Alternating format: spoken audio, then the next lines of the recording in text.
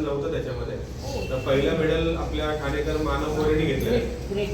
37 वर्षाचं आणि 7 तास 38 मिनिटात त्यांनी ही स्पर्धा यशस्वीरित्या पूर्ण केली. मानव तुला काही चॅलेंजेस? त्यासाठी मी ते आईपास घ्यायचो. आईपास घ्यायचो. पायांमध्ये बर्फ टाकून बसायचं. हाफ एन आवर तरी त्यामध्ये बसायचो, ज्याने मला थंड पाण्याची सवय होईल. मानव, 1 महिनाभर आधी तू रिलेमध्ये इंग्लिश चॅनल स्विम केलं, नंतर आता महिन्याभरानंतर वॉटर स्विमिंग गेलं लेक वॉटरमध्ये, तर त्याच्यात कंपॅरिझन कसं करतो? ओपन वॉटरमध्ये सी स्विमिंगमध्ये कसं असतं की वेव्ज असतात, त्यामुळे थोडी स्विमिंग करायला मदत मिळते, ती फास्ट होऊन जाते. पण लेकमध्ये स्विमिंग असतं त्यामध्ये वेव्ज आणि करंट असतात, त्यामुळे ते फुलसारखं पाणी असतं पण थंड पाणी असतं. अच्छा. आणि त्यामध्ये स्विमिंग करण्यामध्ये खूप टफ पडतं, कारण पूलच्या डिग्रीच्या कव्हर होतात करंट त्यामुळे. थंड पाण्यामध्ये आपल्या मार्गदर्शनाने एकच ज्ञान आपल्या स्विमिंग पूलमध्ये ट्रेनिंग घेतोय. आजकाल लोकांना हायफाय असे स्विमिंग. मला पूल पाण्यात खूप मदत मिळाली. मी जनरल बॅचेसला खूप वेळ स्विमिंग करायचो. सकाळी 6 ते 3 पर्यंत स्विमिंग करायचो. जनरल बॅचच्या लोकांचा सपोर्ट केला मला स्विमिंग करण्यासाठी, त्यांचा सुद्धा आभार मानतो. त्यामुळे तो दर शनिवारी 9 तास 10 तास असं सलग पोहत होता, इथे सराव करत होता. म्हणजे सकाळी तो 6ला उतरून 3 वाजेपर्यंत तो स्विमिंग करत होता.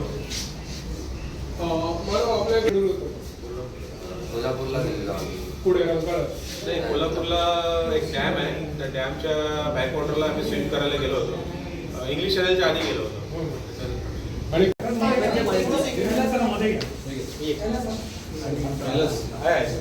एक मिनिट. हा साहेब,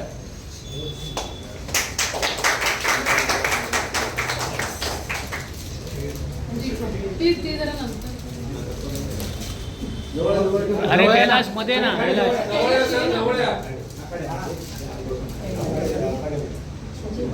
2 मिनिटं.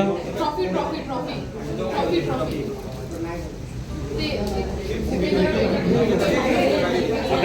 बाजूला अरे मध्ये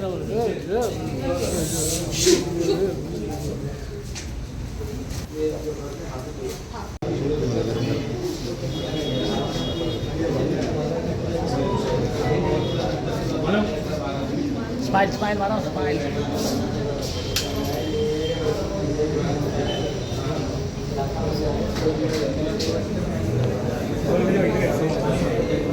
डिफरन्स होता की तो कशामुळे आला. जवळपास 1.25 तासाचा फरक आहे. त्याचं 6 तास 36 तो जो लेक आहे. असं वाटलं असेल ना की आपलाही विकनेस इथे पडला आणि आपण ते वेळशूट होता त्यामुळे हेल्प मिळाली मला. आणि तो फर्स्ट सीन होता तो त्याच्यात मेन म्हटलं तर एक्सपिरियन्सचा फरक असणार.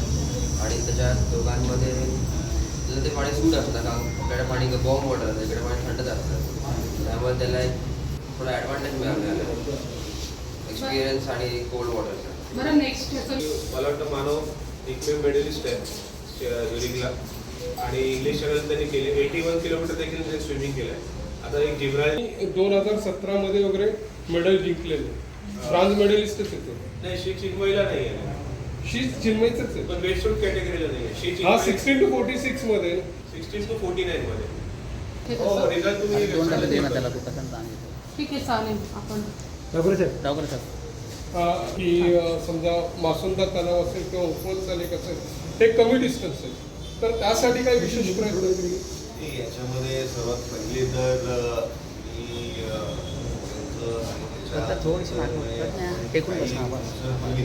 इंग्लिश चॅनलमध्ये पण आपले तिन्ही स्विमर यांनी सातत्याने ठाण्याला मान आणण्याचं काम केलं, त्याच्यामुळे त्यांचं मनापासून अभिनंदन करतो.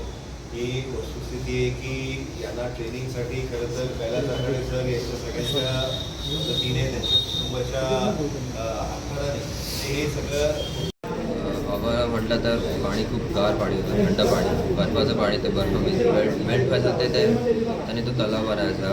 त्यात मी काय त्या बाबतीत माझ्या खूप सारे साईडचे तुडपडत होतं स्टार्टिंगला त्या पाण्यात, एवढं थंड पाणी होतं ते. आणि चॅलेंजेस तसं ते पाणी स्टील पाणी होतं, वेव्ज नाहीत काहीच नाही, त्यामुळे ते पूलसारखं पाणी असल्यामुळे ते 26 किलोमीटर खूप मोठा पल्ला होता. 7 तास पार केला आहे, मला खूप अभिमान वाटतो आता.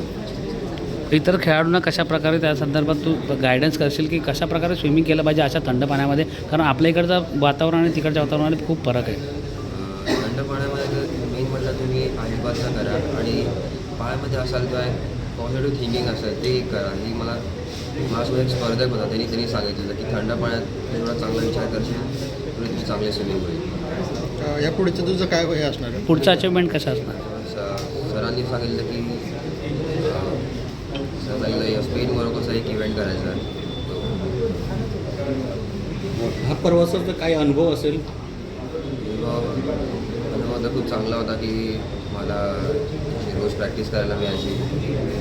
आम्ही रोज 3 तास तरी प्रॅक्टिस करायचो, आयुष्यामध्ये बघतो.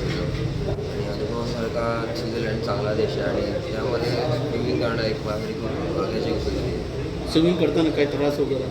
त्रास तेवढा झाला नाही, पण एक टाईम असतो ना की स्विमिंग करता करता हात वगैरे दुखायला लागतात, ते सुद्धा थोडं एंडला झालं नाही. स्विमिंगचा एक ग्रँड स्लॅम सारखा इव्हेंट असतो. श्री चिन्मय मॅरेथॉन 37 वर्ष हा इव्हेंट सुरू आहे. 1987 पासून हा इव्हेंट चालू झाला आहे. आपल्या ठाण्यातला 2019ला माझा शुभम पवार हा स्विमर तिथे गेला होता, तो 7व्या नंबरला आला होता. तेव्हा थोडक्यात आमचं मेडल हुकलं होतं, पण मानवनी ते पूर्ण केलं आणि 3ऱ्या नंबरला मानव बक्षीस पटकावलं.